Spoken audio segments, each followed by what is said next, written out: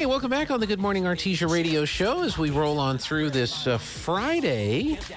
What is today, Linda? Is today the 9th, 8th? Yes. Friday the 8th, okay. And this month will be gone in moments. I mean, the time just whips by. Yeah.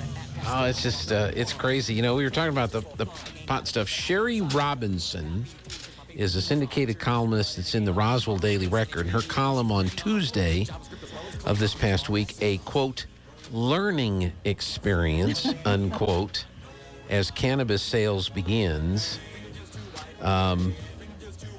It was weeks before. Speculation was endless. Will retailers have enough product? Oh, yeah. Will medical cannabis users be slighted? Is production at the right level for both? Is the state's regulatory framework adequate? And she reminds everybody that hemp farming was legalized in 2019. And when that happened, supplies initially outstripped demand. And inexperienced growers found the work more demanding than they expected. The hemp market had to readjust, and the unfit didn't survive. So that's there's most a lot to, things like that. You think you can just go throw seeds and Yeah. chop them down. And I'm sure there's a lot to it that, you have to baby these things just like any other plant. If you really want a successful, like floral greenhouses, loving care here, you have to take care gotta know of what these you're doing. things. The first casinos were so controversial, the New Mexico Chamber of Commerce, then the Association of Commerce and Industry, couldn't take a position because members were divided.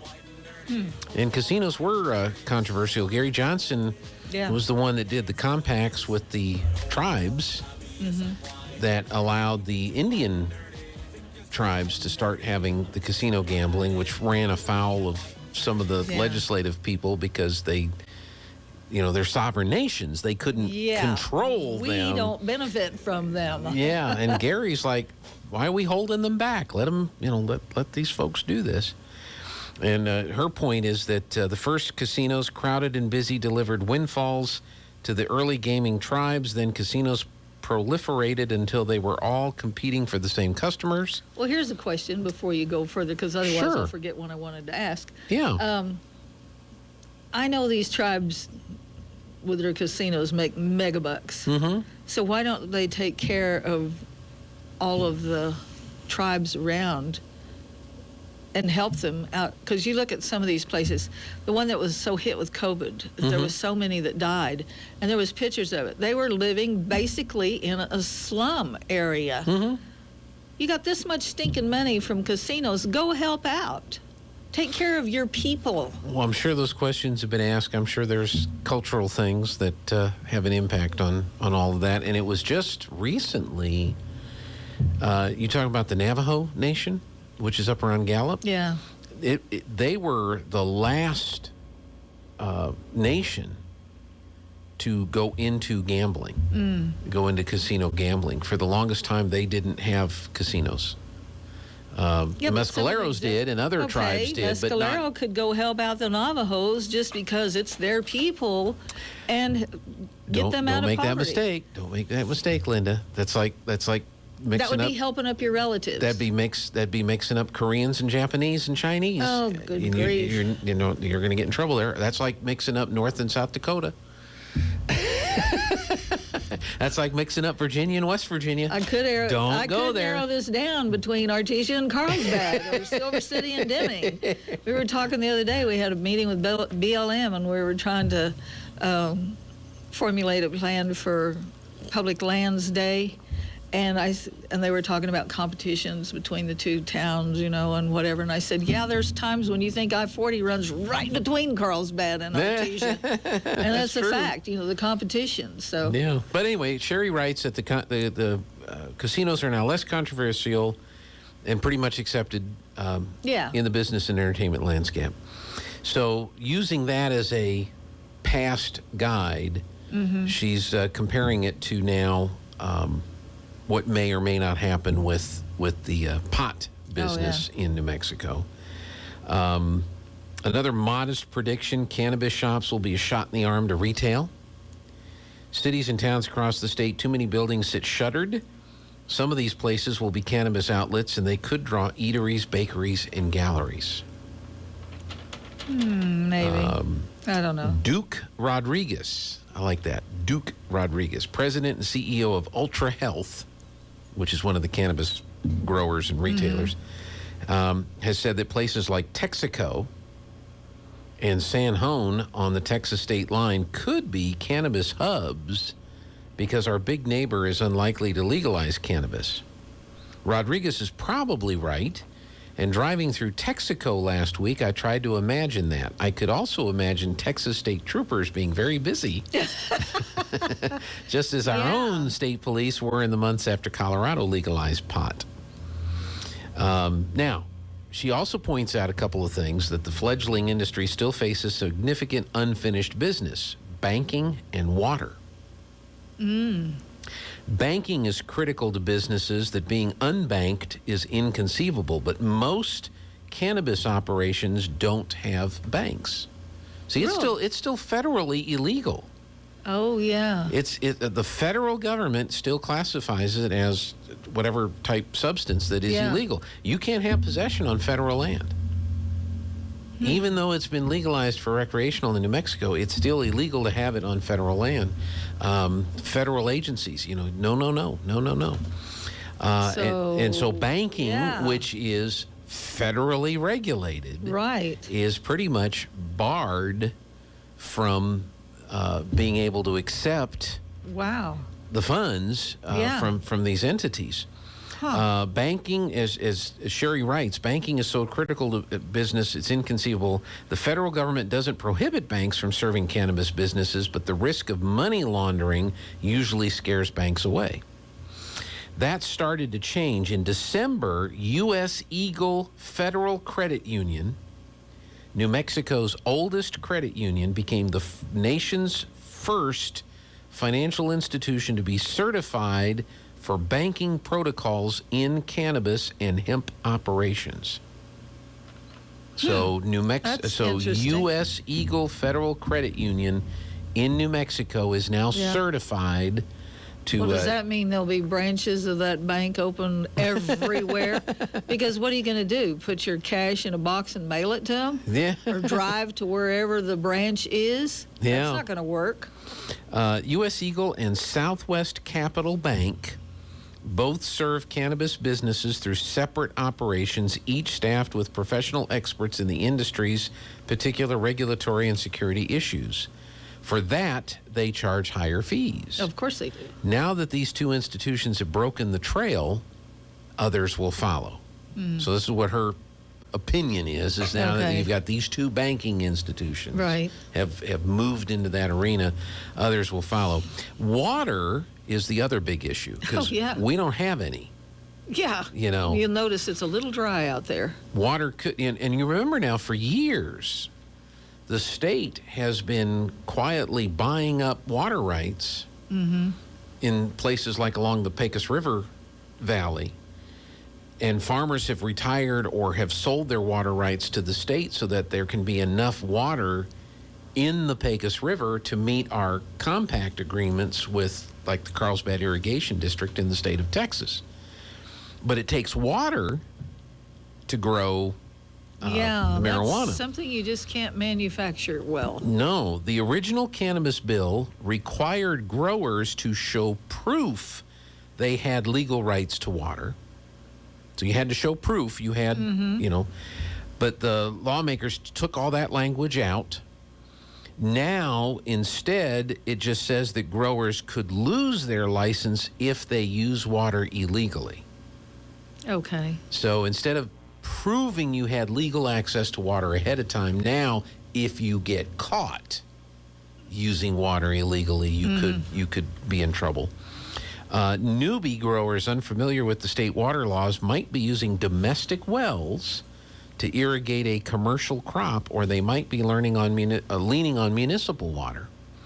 New Mexico Aquia Association, I'm not saying that right, they have been insisting on verification language, but the bill died on adjournment. So we'll see. I don't think I'm going to have to worry about any of that. Yeah, but we'll see because the growers have to access to water. And I don't know anything about the marijuana industry or growing marijuana. I know nothing about it. But what is its water consumption requirements at scale Yeah. versus other crops like alfalfa or soybeans or some of these other crops that we've been growing here in southeast New Mexico? I don't know. I think you you ought to get out there and pray for rain. That would help. What could it hurt? Yeah. So anyway, these are all the growing pains that we're going to be going through in New Mexico now that we have embraced. I remember years ago they would shoot the clouds with, what was it, iodine? Yeah. Well, what clouds? Yeah, well. I mean, have you seen the humidity for today already? Do you know what it is right now? No, I don't. Humidity right now, as we are sitting here, is 17%. But, umpteen years ago, literally umpteen years ago, we didn't have much humidity. It was like 5-10%. And that's how you could stay outside all day long in 100 degrees and not think you were dying. Right. Because there was no humidity. Mm-hmm. Somehow we survived all of that. And, yeah. It rained when it got around to it. And during the monsoon season is when you usually got dumped on. And we went about our merry way. But the humidity has been a lot higher to me than it had years. Because when you got 35% humidity, that's a lot for the desert when we didn't used to have that kind of humidity. And the swamp coolers don't work. No, Pretty they much don't. anything over 20-25% humidity, you might as well just turn it off. Yeah, it used to be there was a couple of weeks in the summer that they were kind of worthless because the humidity did get up. Mm-hmm. Otherwise, they'll freeze you out. They're much better than a refrigerated and better for you than refrigerated air. So, I hadn't thought about that. Well, there's water in a swamp cooler. Yeah. And the air goes through it, and that's what makes it cold. Mm-hmm. So it's putting humidity in your house. It's better for your furniture because the wood doesn't dry out.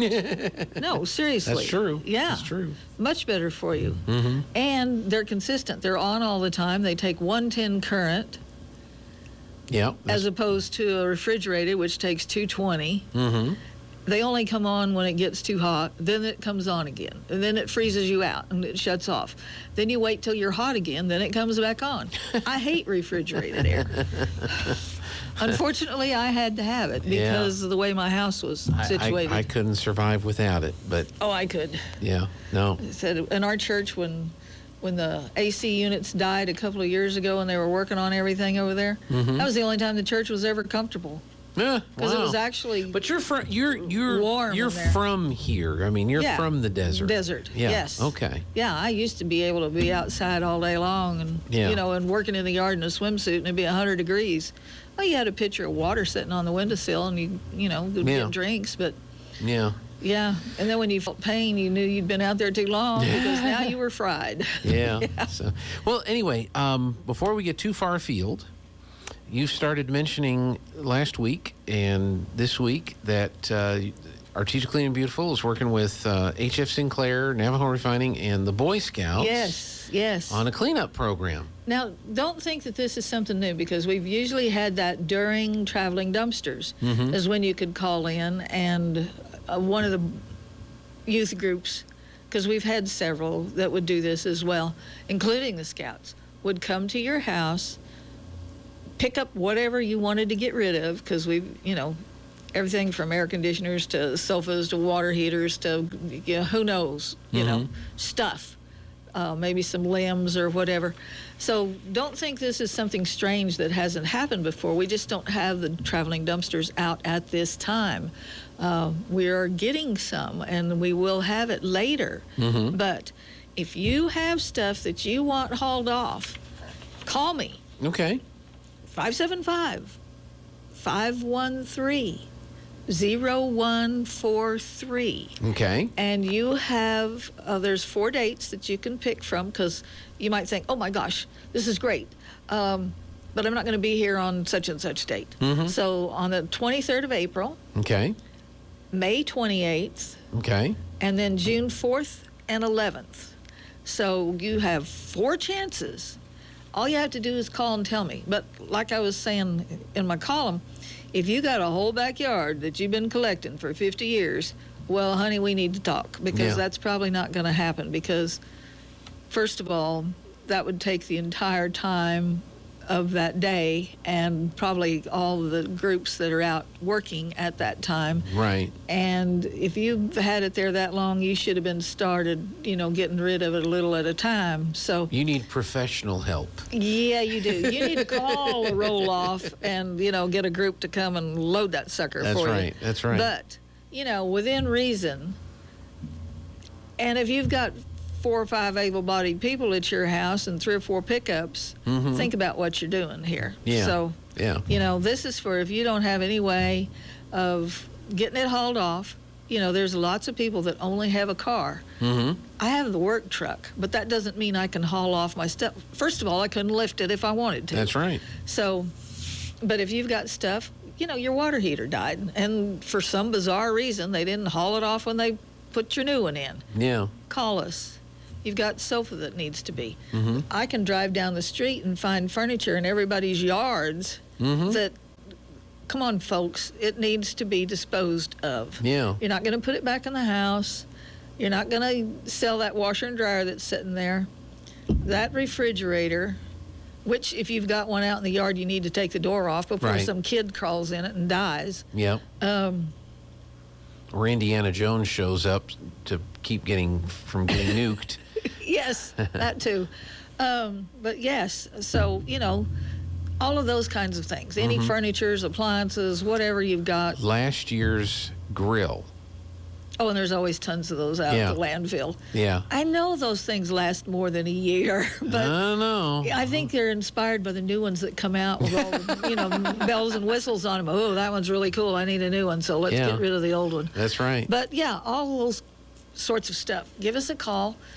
It's free, people. Just take Okay. advantage of it. They're delighted to come and help clean up because we want to improve the appearance of our town. It's just kind of gone downhill, and there's a lot of areas that are Need pretty some help, sad yeah. looking right now and really need some help. We Yeah. don't want your house as a landmark.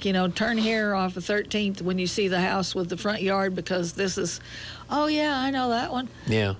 No, we don't want to be like that. Right, right. We don't want to be like that. We want to So not have the reputation as the dirtiest town in the state.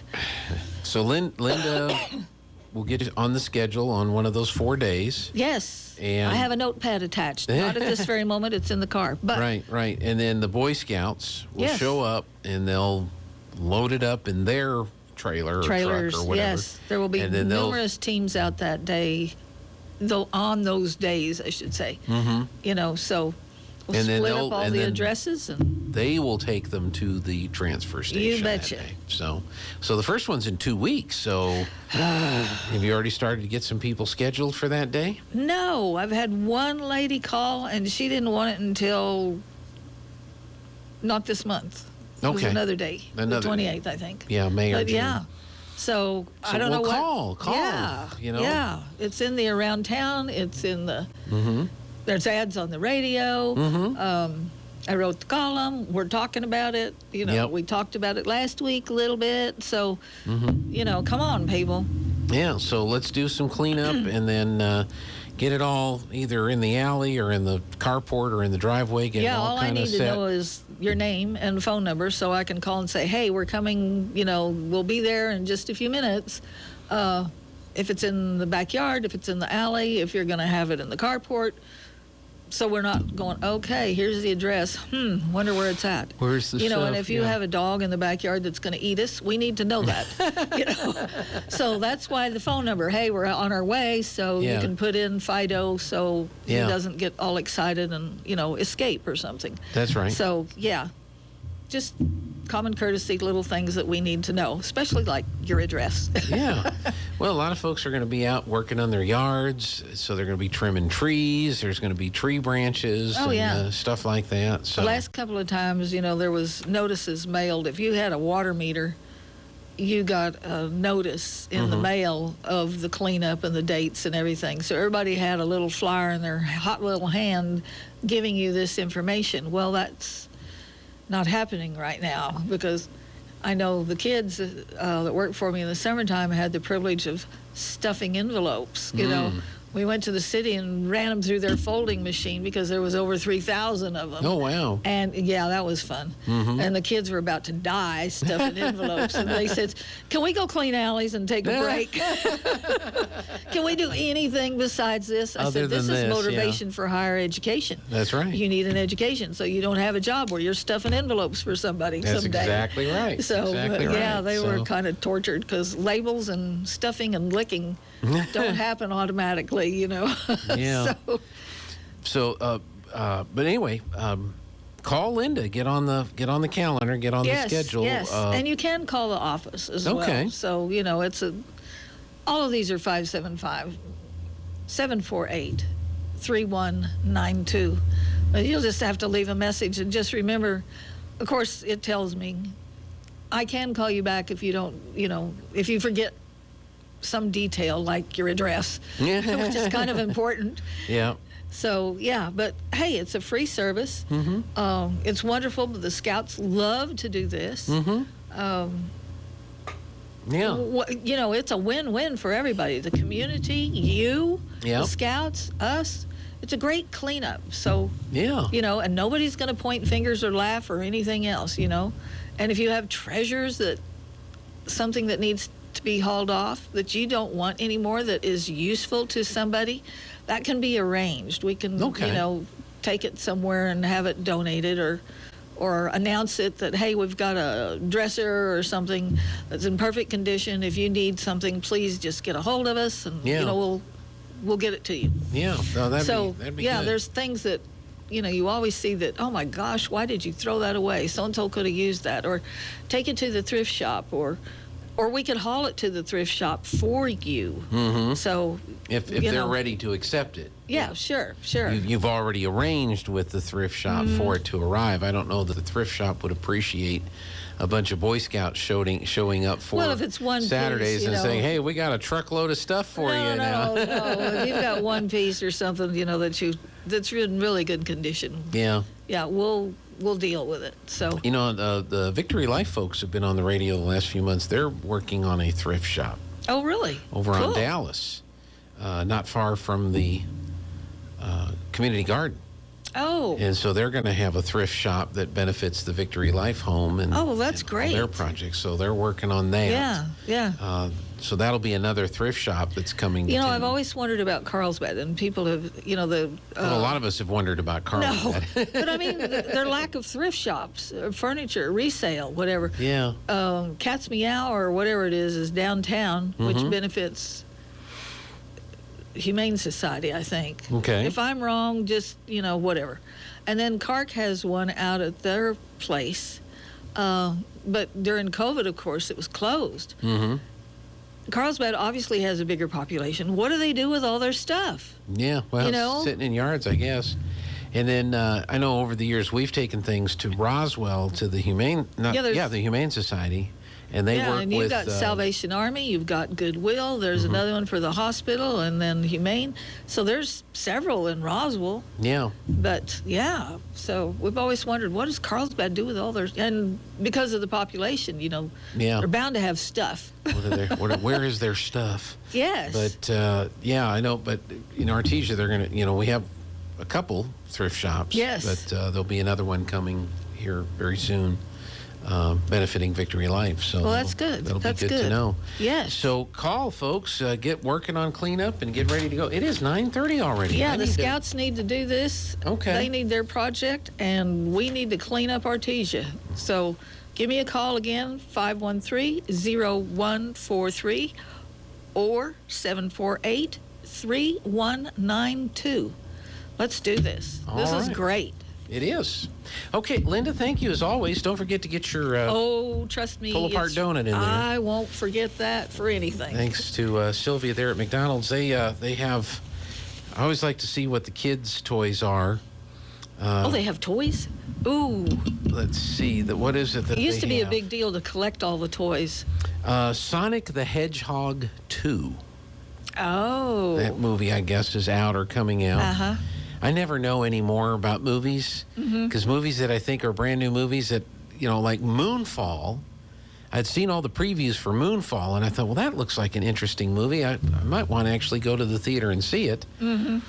And then I hadn't really paid any attention. The next thing I know, it's available on Apple, $19.99. I can buy the darn thing. I said, I don't even remember it being in the movie theaters. Gotta look fast. Everything's out all at the same time now, pretty much. Pretty much. Not like it used to be, but... I wish we had our theater back here.